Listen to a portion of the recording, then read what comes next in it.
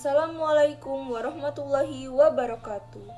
Hai semuanya, kami dari kelompok 1. Pada hari ini, izinkan kami untuk mempresentasikan materi mengenai ancaman dan strategi terhadap integrasi nasional di bidang politik. Baiklah, sebelum itu, izinkan kami untuk memperkenalkan diri terlebih dahulu.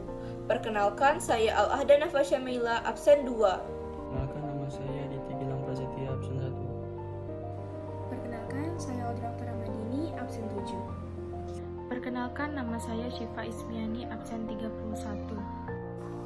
Saya Zizkia Megareta, absen 35. Saya Dea Monika dari absen 12.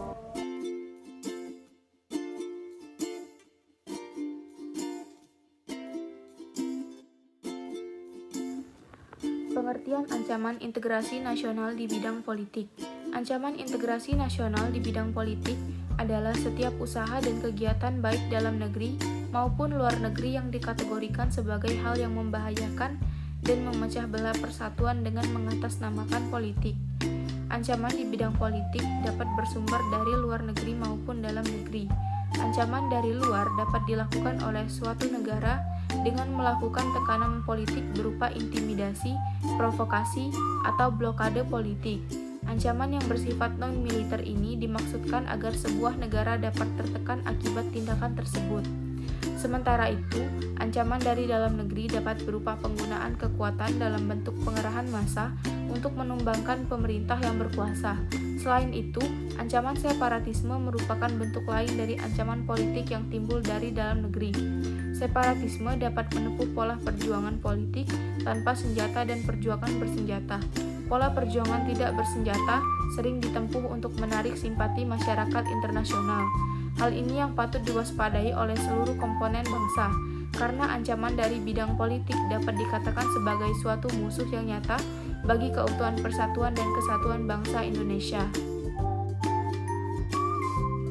Bentuk-bentuk ancaman integrasi nasional di bidang politik. Pertama, ada politik uang atau money politics.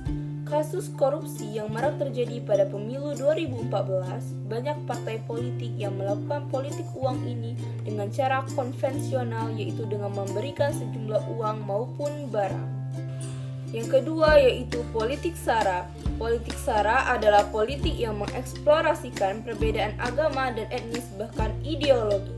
Contoh kasusnya adalah puluhan orang yang mengaku warga Lenteng Agung, Jakarta Selatan berdemo menolak Lurah Susan dengan alasan agama Lurah Susan yang dilantik sebagai Lurah Lenteng Agung baru-baru ini merupakan produk kebijakan lelang lurah dari Gubernur DKI Jakarta Jokowi. Penolakan atas Lurah Susan atas alasan agama sangatlah tidak. Yang ketiga adalah politik oligarki.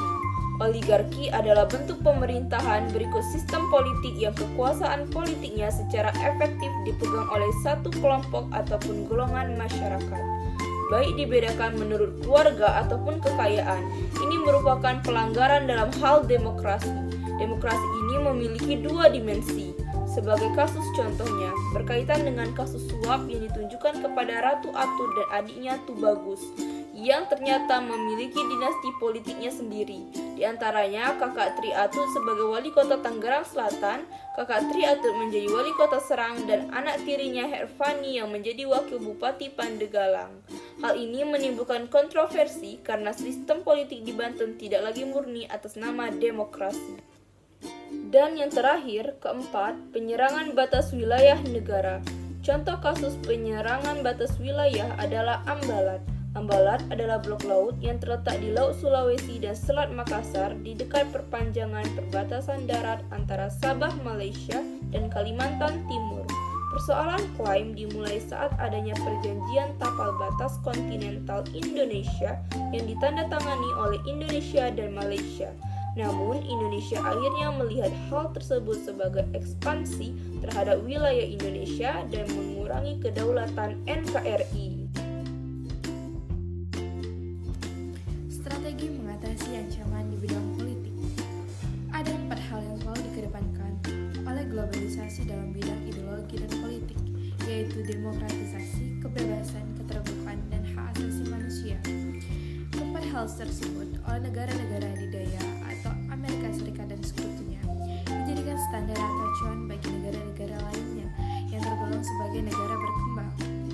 Acuan tersebut dibuat berdasarkan kepentingannya negara adidaya tersebut, tidak berdasarkan kondisi yang bersangkutan.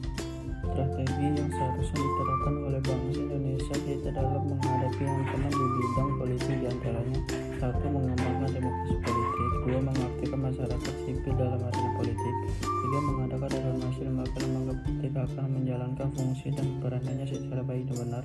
4. Memperkuat kepercayaan rakyat dengan cara menegakkan pemerintahan yang bersih dan berwibawa. 5. Menegakkan supremasi hukum. 6. Memperkuat posisi Indonesia dalam kancah politik internasional. Contoh ancaman integrasi politik dari luar negeri.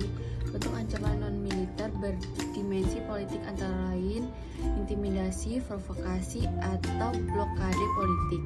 Contohnya, setelah proklamasi kemerdekaan, Indonesia masih berusaha dikuasai oleh Belanda. Belanda melakukan serangan, blokade ekonomi, hingga membebani utang ke Indonesia. Contoh ancaman politik dari luar negeri lainnya yakni selama Perang Dingin, Amerika Serikat selalu mencampuri urusan negara lain, termasuk Indonesia. Untuk menghadapi ancaman integrasi politik dari Indonesia yang bersumber dari luar negeri, diperlukan peran dari fungsi pertahanan non-militer. Contoh ancaman integrasi politik dari dalam negeri. Ancaman berdimensi politik yang bersumber dari dalam negeri dapat berupa penggunaan kekuatan seperti pengerahan massa. Pengerahan massa bisa memiliki agenda kudeta atau menumbangkan suatu pemerintahan yang berkuasa, atau menggalang kekuatan politik untuk melemahkan kekuasaan pemerintah. Contohnya politik berdasarkan sara atau suku, agama, ras, dan antar golongan, serta politik identitas yang sangat menguat pada Pilpres 2014 dan Pilkada DKI 2017. Diskriminasi sara dan identitas dimanfaatkan untuk keuntungan politik semata. Padahal, politik sara mengancam keutuhan keluarga, masyarakat, dan negara. Bentuk ancaman integrasi bidang politik yang lain adalah separatisme yang timbul dari dalam negeri. Separatisme adalah paham atau gerakan untuk memisahkan diri atau mendirikan negara sendiri. Separatisme bisa menempuh pola perjuangan politik tanpa senjata dan perjuangan bersenjata.